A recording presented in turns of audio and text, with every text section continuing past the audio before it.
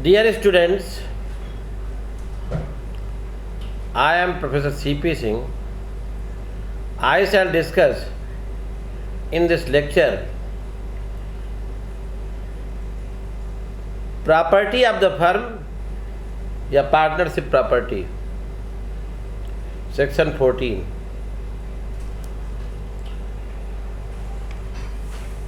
Partnership property may be defined joint property of all the partners.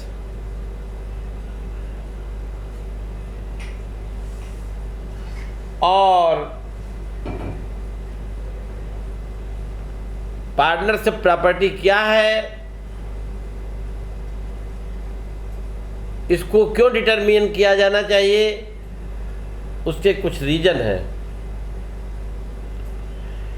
Partnership property का उपयोग केवल firm के business के लिए किया जा सकता है, फर्म के कारोबार के लिए किया जा सकता है। The partnership property can be used only for the purposes of the business of the firm. Second reason है, पार्टनर जो है फर्म की प्रॉपर्टी को अपनी प्रॉपर्टी समझ करके उसका यूज नहीं कर सकते। थर्ड है,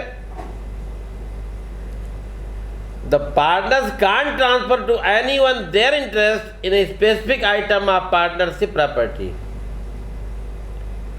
पार्टनर जो है पार्टनर प्रॉपर्टी में से कुछ जो है स्पेसिफिक आइटम ट्रांसफर नहीं बेच नहीं सकते।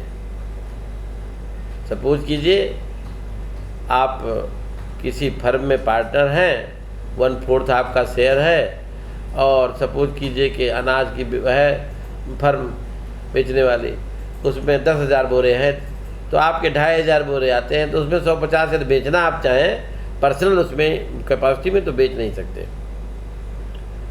And debts of the firm paid firstly out of the partnership property on the dissolution of the firm. Firm जब डिसॉल्व हो जाती है तो यदि फर्म पर कुछ लोन बकाया है तो पहले फर्म की प्रॉपर्टी से दिया जाता है, उसके बाद यदि बचता है तो पार्टनर्स जिस रेशियो में प्रॉफिट प्राप्त करते हैं या जैसा एग्रीमेंट उनके बीच है, उसी रेशियो में जो है वो हानि बियर करते हैं, लॉस बियर करते हैं या लोन अदा करते हैं। अब बात आती है कि फर्म की प्रॉपर्टी क्या है। सेक्शन 14 में जो प्रोविजन है उसके अनुसार जो है यदि पार्टनर्स के बीच जो है कॉन्ट्रैक्ट के सब्जेक्ट टू अधीन ये है कि फर्म की प्रॉपर्टी के अंदर फर्म के स्टॉक में मूलता लाई गई या फर्म द्वारा या फर्म के लिए या फर्म के व्यापार के प्रयोजनार्थ और अनुक्रम में क्रय द्वारा या अन्यथा अर्जित सब संपत्ति और संपत्ति के अधिकार और हित आते हैं, और इसके अंतर्गत व्यापार की गुडविल भी शामिल है। जब तक कि तत्प्रतिकूल या कॉन्ट्रेरी एग्रीमेंट न हो, फर्म के धन से अर्जित संपत्ति और संपत्ति में के अधिकार हित फर्म के ही अर्जित समझे जाते हैं। तो जो है यदि हम वो करें, विश्लेषण करें, तो फर्म में क्या है, property originally brought in the firm. प्रारंभ में फर्म के स्टॉक में जो संपत्ति लाई गई है वो फर्म की प्रॉपर्टी है, इसको अभी डिस्कस कर रहे हैं। सेकेंड है, प्रॉपर्टी एक्वायर्ड आफ्टरवर्ड, फर्म शुरू हो गई और उसके बाद जो अर्जित की गई है वो भी फर्म की प्रॉपर्टी है। तीसरा है, फर्म के पैसे से, फर्म की मनी से यदि कोई प्रॉपर्टी खरीदी गई है तो वो भी फर्म की प्रॉपर्टी है, और फर्म की गुडविल को भी फर्म की प्रॉपर्टी माना जाता है। ये 4 तो ही हैं, 5वां जो है तो सेक्शन में नहीं है। अब आज की डेट में ट्रेडमार्क, पेटेंट, कॉपीराइट, ये सब जो इंटेलेक्चुअल प्रॉपर्टी हैं वो भी फर्म की प्रॉपर्टी में इंक्लूड की जाने लगी हैं, इंक्लूड होती हैं। तो पहला है property originally brought in the firm. जब फर्म कॉन्स्टिट्यूट होती है तो कारोबार या बिजनेस शुरू करने के पहले फर्म को सभी भागीदार मिलकर कुछ नेसेसरी कैपिटल अवेलेबल कराते हैं, देते हैं, कंट्रीब्यूट करते हैं। फर्म के स्टॉक में कारोबार शुरू होने के समय जो कैपिटल होती है वो फर्म की प्रॉपर्टी मानी जाती है। माइल्स वर्सेस क्लार्क में 1953 का केस है। चित्रकारी का काम करने वाली एक फर्म के स्टॉक में दोनों भागीदारों की पूंजी लगी हुई थी, दोनों पार्टनर्स की, परंतु बिल्डिंग, फर्नीचर और अन्य सामान केवल एक पार्टनर के थे। तो फर्म की दिवालिया होने पर केवल स्टॉक ही फर्म की संपत्ति डिसाइड हुई, स्टॉक हुई थी फर्म की। आंध्रा हाई कोर्ट ने BA Murthy and sons versus VC Sugana AIR 1978 के मामले में ये डिसाइड किया है कि ज्वाइंट प्रॉपर्टी फर्म की प्रॉपर्टी नहीं मानी जाएगी यदि भागीदारों ने संयुक्त संपत्ति को फर्म की संपत्ति बनाने का आशय न प्रकट किया हो। इस केस में कुछ व्यक्तियों ने संयुक्त रूप से भूमि खरीदकर संयुक्त धन से पिक्चर हॉल बनवाया, परंतु इसे फर्म की संपत्ति न मानकर संयुक्त संपत्ति ज्वाइंट प्रॉपर्टी माना गया। दूसरा है प्रॉपर्टी अक्वायर्ड आफ्टरवर्ड्स। अब बिजनेस शुरू हो गया, मान लिया 20 साल पहले शुरू हुआ था और आज की डेट पे डिसाइड करना है, तो इन 20 साल के बाद जब से फर्म चली तब तक जो कुछ भी प्रॉपर्टी एक्वायर की गई है ना, अर्जित की गई, वो सब फर्म की प्रॉपर्टी मानी जाएगी। A property which is acquired by or by the firm after the commencement of the business is partnership property along with all rights and interests in the same. सारे rights और interest भी इसमें include हैं। More the property acquired for purposes in the course of business of the firm also belongs to the firm. तीसरा है property acquired with firms money. Firm के पैसे से जो कुछ भी प्रॉपर्टी अर्जित की जाएगी है ना, वो सब फर्म की प्रॉपर्टी मानी जाती है। फर्म के पैसा जहाँ लगा है, भले ही किसी पार्टनर ने अपने नाम से खरीद लिया हो, लेकिन वो माना ही वही जाएगा।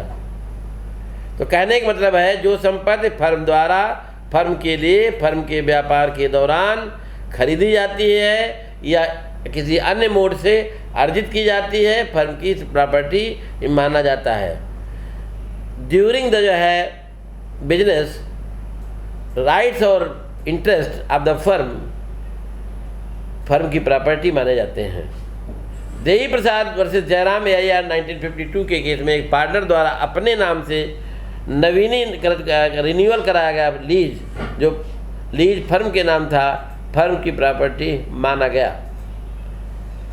आधार जी मनेचर जी दलाल इनरी AIR 1926 केस में एक भागीदार का बीमा इसलिए फर्म की संपत्ति माना गया क्योंकि भागीदार ने बीमे की किस्तों का भुगतान फर्म के पैसों से किया था। फर्म की गुडविल को भी फर्म की प्रॉपर्टी में जो है भागीदार की व्यक्तिगत प्रॉपर्टी नहीं होकर फर्म की प्रॉपर्टी माना जाता है। गुजरात हाई कोर्ट ने Shri Chemical Corporation Ahmedabad and others versus Meeraben Prafull bhai contractor and others AIR 2001 के केस में ये डिसाइड किया था कि फर्म की प्रॉपर्टी में फर्म की गुडविल और असेट शामिल हैं। यदि पार्टनरशिप डीड में ये प्राविजन है कि फर्म से रिटायर होने वाला पार्टनर गुडविल के रूप में कुछ भी प्राप्त नहीं करेगा, तो इसका मतलब ये बिल्कुल कतई नहीं है कि उसे फर्म की असेट्स में कुछ भी धन नहीं प्राप्त होगा। इसी प्रकार कलकत्ता हाई कोर्ट ने ब्रॉडवे सेंटर गोपाल दास बागरी AIR 2002 के केस में ये डिसाइड किया है कि यदि फर्म के एक पार्टनर द्वारा अपने नाम से नीलामी विक्रय में ली गई संपत्ति को फर्म की संपत्ति, अब वहाँ डिसाइड किया जहाँ नीलामी विक्रय फर्म के अन्य भागीदार द्वारा अपनी ही पूंजी के अनुपालन के अनुसार किया गया था। अब बात आती है कि जो ट्रेडमार्क है, पेटेंट है, कॉपीराइट है, ये हालांकि स्पेसिफिकली जो है सेक्शन 40 में नहीं बताए गए हैं। However these are also to be regarded as property of the firm, इनको भी फर्म की प्रॉपर्टी में इंक्लूड किया जाता है। अच्छा, बात अब आती है कि जब पार्टनर द्वारा इंडिविजुअल प्रॉपर्टी का फर्म के द्वारा उपयोग किया गया, यानी प्रॉपर्टी फर्म की है, उपयोग जो है फर्म द्वारा किया गया है, तब क्या स्थिति होगी? ये जब फर्म के व्यापार में किसी पार्टनर की व्यक्तिगत संपत्ति का उपयोग किया है, सपोज कि ABC फर्म है और हमारा पैसा फर्म ने जो है ना, अपना हमारा पर्सनल पैसा फर्म के उपयोग में लाया है फर्म ने, तो इसका निर्धारण कि वह संपत्ति फर्म की है या नहीं, भागीदारी के आशय पर निर्भर करता है, भागीदार के। उच्चतम न्यायालय ने वेद प्रकाश गुप्ता एवं बनाम अप्सरा थिएटर के केस में डिसाइड किया है कि यदि किसी पार्टनर ने अपने व्यक्तिगत नाम पर लाइसेंस लिया है तो वह फर्म की संपत्ति नहीं माना जाएगा। इसी तरीके से रॉबिन्सन बनाम मैराटन के केस में सूती मिल के लिए एक मालिक ने 2 भागीदारों के साथ कपड़ा बुनाई का काम शुरू किया। मिल तथा मशीनें उसी की जिनका मूल्य लगातार उसी के नाम से फर्म के खातों में डाला गया। उस पूंजी पर ब्याज मिलता था। फर्म के मिल में सुधार किया तथा जमीन खरीदकर कुछ बिल्डिंगों का निर्माण भी कराया। ये डिसाइड हुआ कि मिल तथा मिल की मशीनें सभी फर्म की प्रॉपर्टी थीं। Thank you very much.